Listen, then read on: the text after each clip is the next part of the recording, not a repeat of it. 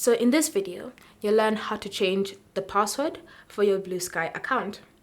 So the first step is to navigate to the settings menu. And then from here, you want to tap on the option account. And under account, you want to select password. Next, you want to tap on the option request code. This will then send you a verification email code so that you can now input it in to be able to change your password. So just tap on request code.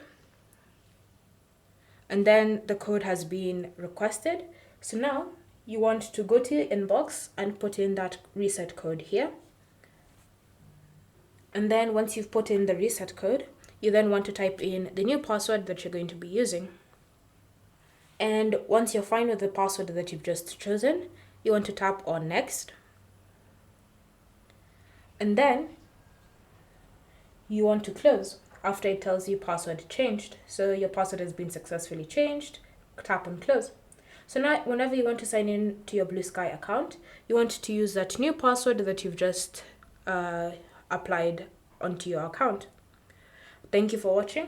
If you have any questions or comments, leave them down below and we'll get back to you.